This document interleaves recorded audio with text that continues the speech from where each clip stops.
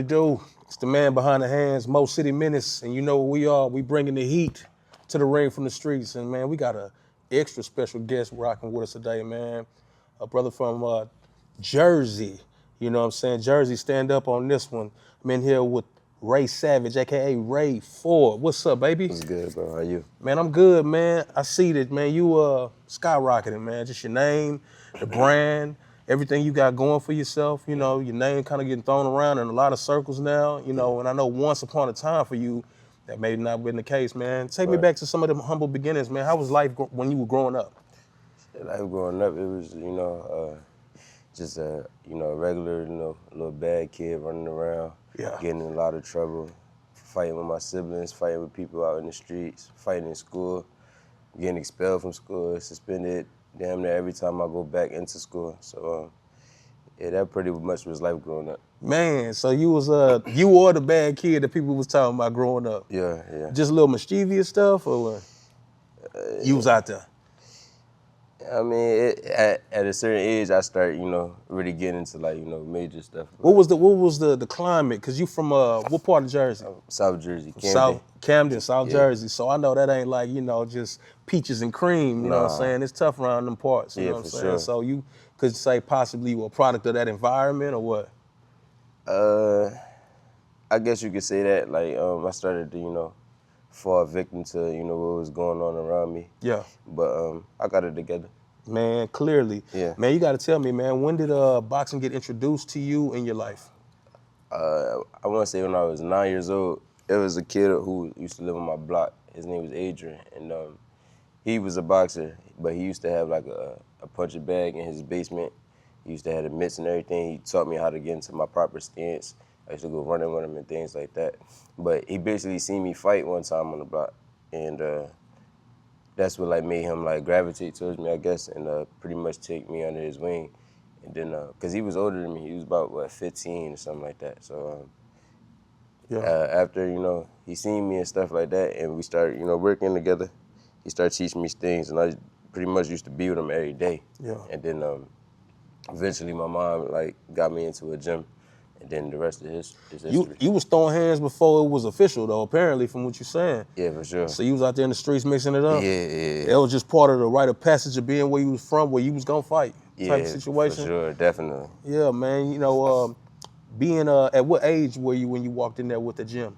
10. 10. So at 10 years old, you starting to formally put it together. Yeah. Man, anybody help you out as far as when you got going to kind of guide you at that point?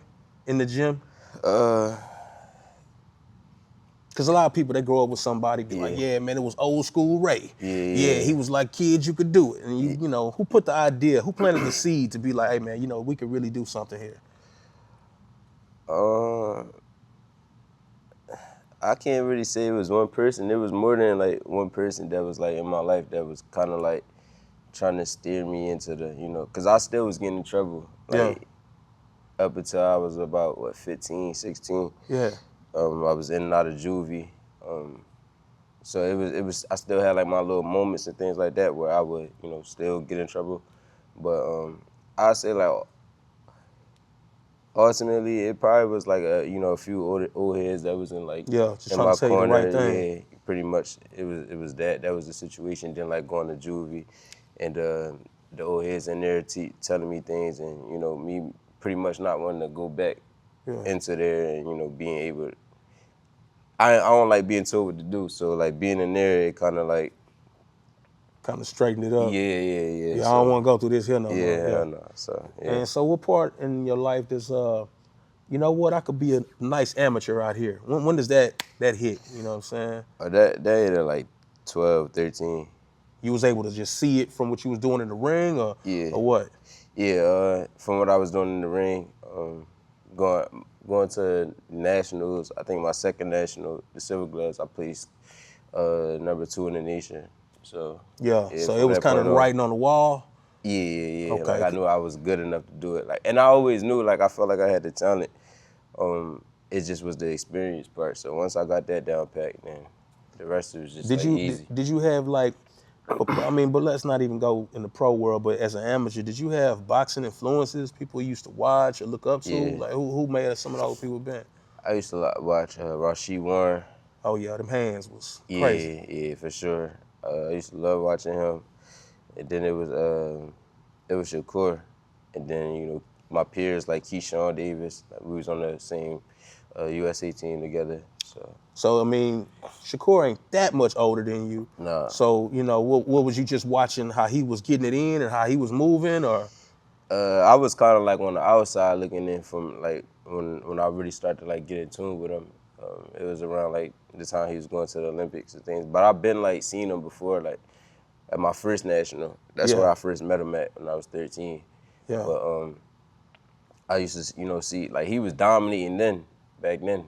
But I want to say like around the time where he was getting ready for the Olympics and things. That's when I like really start to like, you know, tune in and Tap in watch with what he had. Yeah. Man, so how important was it for you? Because, I mean, you telling me, man, I started off, shit wasn't so sweet. You know what I'm saying? It was rough. So how important was it for you to start righting the ship, to start going the right way in order even to be where you at right here, right now? You know, so when did it just click to say, man, I can't be out there no more? Shit, in my 12th grade year, I knew I wasn't going to college. Like, I never wanted to go to college. So I just, you know, I had to get it together with boxing. So, I want to say like midway, exactly. So midway through my senior year, I got back into the gym because I took like another year off. I just was, you know, running around, just, you know, chilling, not really doing nothing, you feel me? So I started to lock in with boxing, started going to tournaments, national tournaments. And then it took me a year and a half to get everything, like, to get noticed, to make my name start buzzing. It took me a year and a half, and I turned pro at 19, so. Man, tell me about the idea of turning pro. Like, was that just, I know we went in national tournaments and things of that nature, but what's the thought process? Like, man, it's just time, or man, I need to make some money, or I mean, what goes through somebody's mind on that level? For me, it was kind of like I needed to make some money because I was on the USA team, but I was like a runner-up. I wasn't getting paid. So so Eddie reached out to me after I won a national Golden Gloves. Okay. He reached out to me. He wanted to sign me then, but I was like, nah, I'm a wait. I really don't think I ain't feel like I was ready to turn pro at that time. So, Wow, on a what, mature level or professional or what? like both mature level. Like I only had 55 fights as an amateur. Right. So I feel like I didn't really have that much experience. I wanted to get like more international experience, and I was still a kid at the end of the day. Mentally. Exactly. So I ain't really want to like just rush into it. Yeah. But things happened, and then later that year, I hit him up and was just like, I'm ready to turn pro. Actually, it wasn't even late. It was the next year, like beginning of the next year. So I hit him up and just like, I'm ready to turn.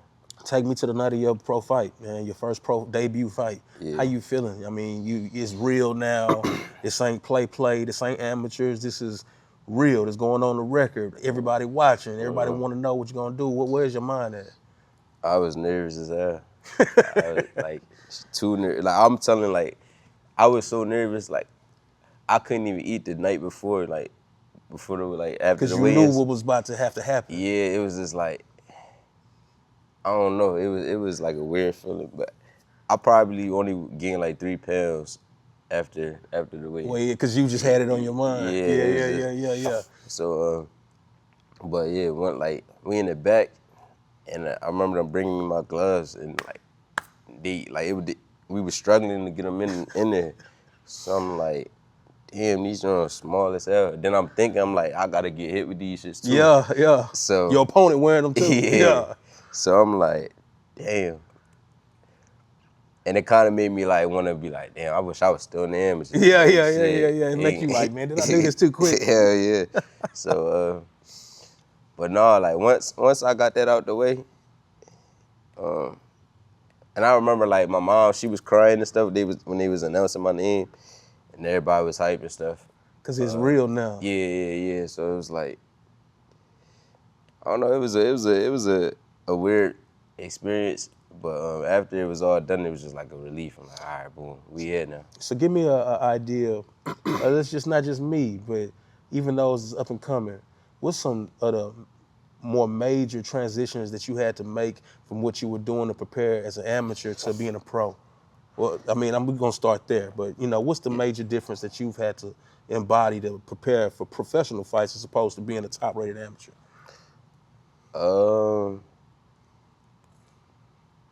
You can't I mean, the major thing for me was making weight. I used to make weight bad.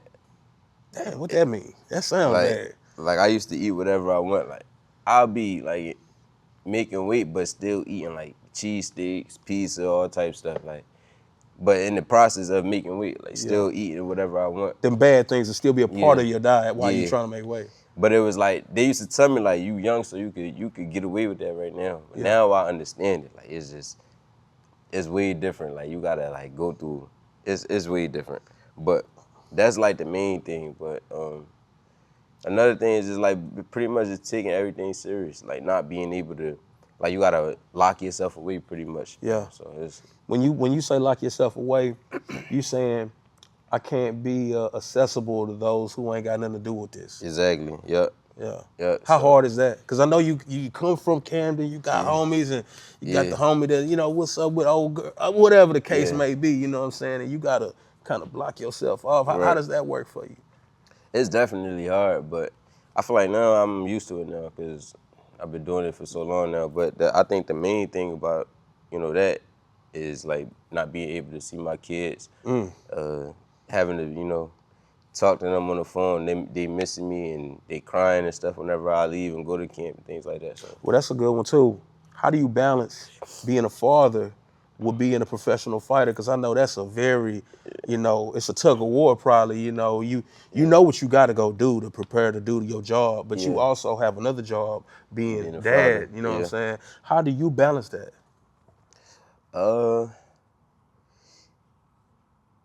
It's kind of, I mean, I'm doing it, but it is a little tough.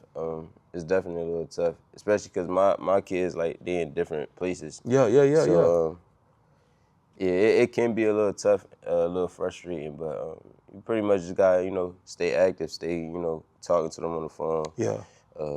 Make sure you taking care of things that need to be taken care of before you go into camp, even while you still in camp, sending money, things like that. Yeah. I mean, you just gotta make it work. Sometimes, you got kids, you got all these other side things that mean things to you, but you got to kind of block it off for the second of, preparing, you know. I'm sure you got like relatives that be like, I called you, man, you ain't answer the phone, you know what I'm saying? Yeah. I know that's tough too, you know what I'm saying? Yeah, but I feel like my relatives, they understand it now. Like, they know how I get when I'm in camp. I don't It took a while for them to get it? Yeah, it did. But like a lot of them, like even my friends and stuff, like they be like, I don't be trying to call you in camp because I know what mood you go in. So it's like now they understanding it now. So that means like somewhere mentally you just lock in, I guess, you know what I'm saying? This is what I need to be doing. Tunnel vision almost. Exactly. You know what I'm saying? Because even when like I'm not in the gym, I'm still working. I'm studying or I'm sleeping, getting my rest that I need to get. Or, it's other things that I'm doing even when I'm not in the gym. So how competitive are you? I'm very, very competitive. Yeah. For sure. So I just watched you go from one weight class to the next. Yeah. And I know you've had a high level of competitive nature at one weight class and you carrying it with you to the next point. You seem like you were willing to take on, I know you got something coming up, but you seem like you ready to take on all comers, man. Yeah. I watch you on Twitter, bro. I be seeing you be shooting them slugs and you know what I'm saying, you be letting boys have it, you know what I'm saying? Yeah. What part of it is that? You know what I'm saying? Is that just the competitive nature spilling over or what? Yeah, that's just the competitive nature of me. Cause you be saying some shocking things if I put it like that. You know what I'm saying? Yeah. I'm like, this boy, he ain't playing. I mean, that's just, I'm trying to get these guys in the ring with me. I want to be, at the top of the division. It's only, it's room for 4 people world champions. When you say these guys, I mean, who are we talking about? the belt holders? Yeah, the belt holders. Got you. We'll leave it like that. Yeah. So That's what it really is. A lot of people think it's personal. It's not. It's 100% You not. just want what they holding. What they got, exactly. Yeah. That's perfect. That's the thing for me. Like, I want the belts. I want to be the best in the division. So in order for me to be the best in the division, I gotta go through certain people. I gotta see them to get that. Exactly. So, yeah, man. I mean, don't get me wrong. I seen you, boy. You came up with the yeah. Where the smoke at? Exactly. I'm like, man, he ain't playing. Cause it ain't no point. Like, I ain't no prospect. It ain't no point in trying to work my way up. Yeah, let's do it. Exactly. So, You know what I'm saying? So the amount of time that you've had to be a professional, does that prepare you for that wanting to smoke? Is just developing over time, or did you just wake up and be like, you know what? I need to get that smoke. No, I think it kind of developed over time, and then it's like situational too. Cause if I was like a prospect and I never had a world title, and I just moved up because I simply just got too big for the weight class, I probably would still be like trying to take my steps to get there. But I already reached the pinnacle of the sport for real. That's becoming a world champion. Yeah. So once you become that, you don't want to be nothing Wasting less of time. that. Exactly. So I feel like I deserve to be a world champion, and that's who I am at heart. So that's what I'm going to be. You got another attribute, a part of your resume now, and I know it's it may be tough or not. I'm not sure. That's why we talking. How difficult is it bouncing back from a loss? It wasn't difficult for me. Yeah. As you seen, I still come. No, with you the came with it same way. Yeah. So it's like, yeah, for me, I mean, to be honest, bro, I ain't even really, after my loss, I was in the back chilling.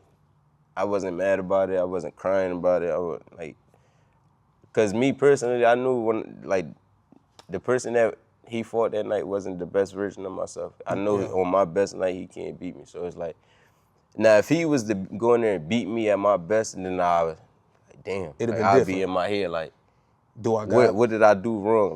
Like, how do I, learn from this and get better from this? But it was just like. But you had already seen, like, assumptively, had already learned from the scenario enough to know why things went the way they went. Exactly. So it was like, it wasn't even, like, I was just happy to move up, to be honest. Like, after the fight, I really didn't care. I was just happy to move up. Let me ask you this then, since we on that. Yeah. How easy or how refreshing or how much of a weight comes off for you with a loss? Because I've heard people say it's tough. Then I heard people say, you know what? I kind of ain't tripping because now I ain't worried about no protecting this and that. Yeah. I mean, how do you look at it? I feel like I never really cared about, like, my never really cared to protect it. But it's like now, it's just, I ain't gonna lie, it kind of like, because it be people playing on my name, like, oh, you lost the yada yada, you feel me? But it's like, okay, so y'all feel like I'm not that or whatever. It's just giving me more, like, energy to prove y'all wrong and to show y'all, like, I'm really nothing to play with. Yeah. So that's what, like, it did kind of motivate me in a way. Does it change the mentality? Because, I mean, you already focused before that happens. Yeah. Then you take this to add to that column on your resume or your record. Yeah. Do you come out like a savage wolf or a dog now? Where, like, you know what? It don't even matter no more. What's up? You know, how does your mentality go? Is it the same?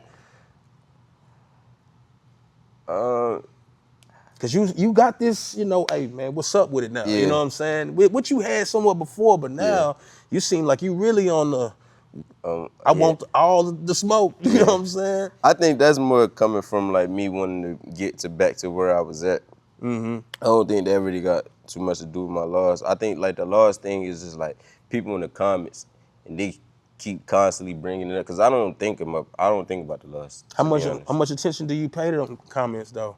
I really don't. I used to, but I really, like, as a kid, like, well, not a kid, but like early on in my career, I used to get into the comments and things like that. I see it, but I don't, like, really pay it too much mind. Like, I ain't about to be responding all day, but I do see it. Like, I see it. You got a fight coming up on August 16th. Yeah. And you fighting, how you say his last name? Anthony Cacace. Yeah.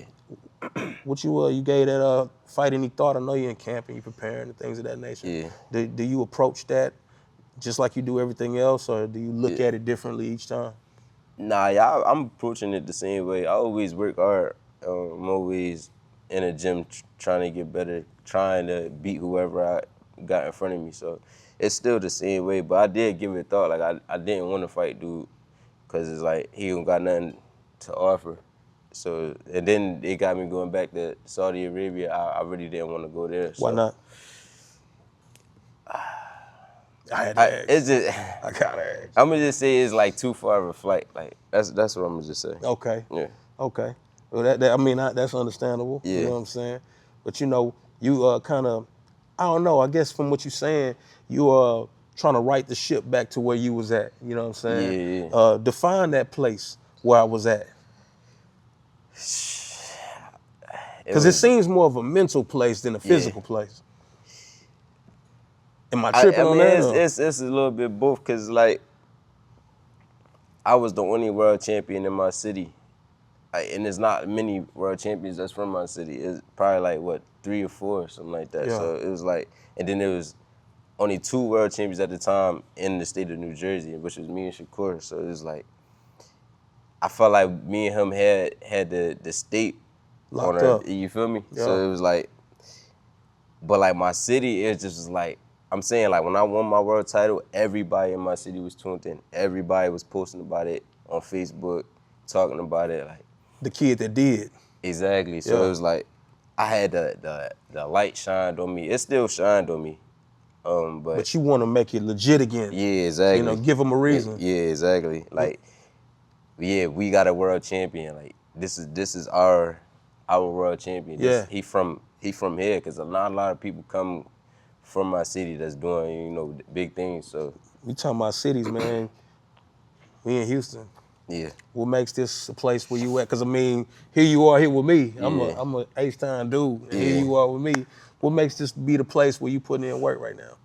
Pretty much Shakur and Tarae, they You gonna have to give me something else. Nah, Not just I got Shakur and Tarae. What does that mean? Now I'm gonna get into it. Okay, here we go. So pretty much, Shakur and Tarae, they kind of like, they been wanting me to come out. I've been coming out here since what, like 2022. But 2022, yeah, 2022. So they been trying to get me to come out here, like to do my camps since like 2021 or 2021. But I never was coming. I don't know why. I just, you know, stayed with my team back in Jersey. So Was it a comfortability thing? yeah, pretty much. You was just in a routine, and you was like, "That's." Yeah, pretty much. And I mean, here you are. So what's changed? After I had my fight with Edward Vasquez, that's when I started coming out here. Like they was like, you know, I was talking to Tarae. He was like, "Bro, you gotta come out here. I feel like you too comfortable. Like you in the comfort zone. Like you gotta change it up." So Let people know what Tarae is. You know what I'm saying? 'Cause for those that don't know. Tarae, he really like a brother. Like he really like a big brother to me. But he's my he started off as my strength and conditioning coach, but now he just like he way more. Like he making sure like I have nothing to worry about in camp. He making sure like even when I was staying at Shakur house when I was first coming out here, like he making sure like he cooking for me. He More than just a strength and conditioning trainer. Yeah, like he pretty much doing everything. Like I don't gotta wash my clothes, none of that. Like he making sure all my main focus is just boxing. Yeah. So it was like, and I never experienced that in Jersey, because like I just go to the gym and they meet me at the gym. Yeah. I'm staying Y'all home. a team, but it's Exactly, like we yeah. meet here to be a team. Yeah. You So saying it's with like, Tarae, you a team round the clock. exactly, yeah. So it was just like, and then he teach me how to, you know, make weight and lose weight, making sure I'm drinking like the water every day, a gallon and a half, 2 gallons. You ain't got to every give away day. the game, but Yeah, yeah. Yeah, but pretty much like when I got here, it was like more structured, and that's when I just like I liked it, and I just kept coming here. I started feeling like I started performing better, and It's safe to say that structure is building you. yeah, exactly. Yeah, definitely. So you know, I know being in Jersey is one thing. Being in Houston, what's the biggest difference? Being out here and being there, the heat. The heat definitely, but I don't know. They saying right now in It's hot out Jersey it's there. hotter. It's hotter out there Yeah, than it's what it gonna is out change here. tomorrow, bro. Yeah, but out here the weather is kind of like weird right now. Like it be raining. Yeah. 1 second, then you drive up a little bit. It ain't rain. It's dry as hell right Yeah, there. they ain't got no rain. Yeah, it's like it's different, but it rain in spots. yeah. But I definitely like Houston. It's like for me, I feel like I could focus more out here. It got good food spots out here I like to go to. Man, you'll get fat out here, man. Yeah, you would definitely. Yeah, You man. ain't disciplined for sure. Man, for real. You mess around and be me out here. Because I ain't gonna lie to you, man. I ain't turning down nothing but my collar. You know what I'm saying? But, man, in the future, let's just say, we still young in the game. We still just putting the dent in the thing, man. Yeah. So where do you see yourself going from this point? I mean, you did just move up. Yeah. And, I mean, you're not the smallest guy. So, I mean, is room, or is there room to keep going? Yeah. Or is that the plan? Or what we looking at? Yeah, I plan on trying to go undisputed. But if I Here at 30? Yeah, for sure. If I can't, then I'm definitely gonna try it. Like definitely gonna unify, make it because I feel like a lot of people in this division, they cool with just getting the belt and not fighting each other. And then standing back in the corner. Yeah, like it's like, and then just fighting their mandatories and Staying getting out the opponents way. that they can just beat on. Yeah. No, I want to make the best fights happen, make the division lit, like make it popping. I seen you. I seen what you was trying to do. And it wasn't nothing personal. Yeah. It was just business. Yeah, You know what I'm for sure. saying? My man just want to get the jewelry that he need to have. You know what I'm saying? Exactly. How important is something like Undisputed to you? I think it's very important to me because, like I said, I'm competitive, so I want to be like mentioned with the Terrence Crawfords, the Canelo Alvarez, Clarissa Shields. I want to be mentioned with those Greats. people that's stamping their name in the sport. I want to stamp my name in the sport too. So I want to be make history and become undisputed too. If they can do it, why can't I? So this next fight is it's on the menu. It's August 16th. It seems to be a pretty nice card. You know what I'm saying, for people. How can people watch it? I would love for you to look in the camera and tell them, hey, you could tune in on this day and this is how you watch it or whatever. Yeah, so August 16th, I'm not sure if it might be different. I know it's going to be different time zones, but I'm not sure what time it's going to be out here, but y'all can definitely tune in on the zone and watch me, put BTA to Anthony Cacace. Belt to ass. But yeah, that's August 16th in Saudi Arabia, so make sure y'all tune in. Man, I think you on your way in a different way now. I think by you achieving what you achieved earlier, it probably satisfied you at the time. Yeah. This is what I see. You seem to have been said, okay, I got this, but now that you done climbed a different kind of hump, you're in a different kind of place, in a different kind of division, I think your hunger then grew to something else. Yeah. You know what I'm saying? You saying words like the U word, undisputed, you looking for all the smoke. Yeah. You know what I'm saying? I think that, you look like you pulled up to 130 with all guns, Drew, like, man, let's do it. You know what I'm saying? Yeah. And I think that's what people really looking for in the fighter. You know what I'm saying? I have never seen a born ready for a fight in my life. No. Nah, bro, you be in there getting it cracking, bro. I be like, man, he don't care. You know what I'm saying? You know what I'm saying? How hard is it for you? I gotta ask this. How hard is it for you? Because I didn't see you get hit. And I be like, he ain't like that shit. Just by the way, he went right back at him. I'm like, man, he ain't even want to think that through. He's like, let's go get it. How hard is that? I think that's very hard. They be like Shakur, they be into it. They both be telling me like, bro, because even in sparring, I do it in sparring a lot too. Like, I come in here and say, bro, I'm a boxer today. And they be like, yeah, all right, man. As soon as you get hit, it's gonna change. Yeah. So like, I be trying to like challenge myself and see how long I could just box the whole time, cause I can do it. Like I done did it before, but your patience ain't like that. Yeah. I think that's what I got to work on a lot. My patience more, but cause I didn't see you, bro. You be, okay, that's what we gonna do right now. Yeah, well, let's go ahead and fight. I'll be like, man, this boy, man, he trying to knock somebody out, man. That's probably gonna be like, I wouldn't say my downfall, cause it still make people, want to tune in. Yeah, it make people want to check it out. Yeah, but it's just something you gotta keep in check. Yeah. You know what I'm and saying? that come from I think that kind of come from my anger. Like getting it out. I always used to have like anger issues like growing up. That's why I always was fighting. So I think like when I get hit, and I don't like it, it just turned me Let me up. find out you're using boxing as therapy. That's what you out here doing, bro. For sure. Yeah. For sure. Is That boxing is it. therapy for you? Yeah, for sure. When you get into the ring, is it like, Yeah. okay. 100%. I can take out my anger without getting in trouble. Yeah. So Yeah. I mean, because don't get me wrong, most fighters, I talk to most fighters, and they be like, man, you know, I grew up this and that. Yeah. I used to have these issues and this and that, but when I get in the ring, it's all good. You know what I'm Yeah, saying? for sure. It's like my happy place. Like It's that a is happy my place. therapy for sure. Cause I don't talk to people about my problems and things like that. So I go to the gym, hit the bag, spar, go run. Even like when I'm running out, when I run is like therapy. Cause I'm thinking a lot. I like to run at nighttime. And like sometimes I run with music. Sometimes I don't run with music. It Yeah. just depends on the vibe I'm on. But Okay, you telling me about running and being in the gym. What does Ray Ford do to get away from the sport? to get away from the sport. Yeah, when you taking a See, break. yeah, when I take after my fights, I don't go to the gym.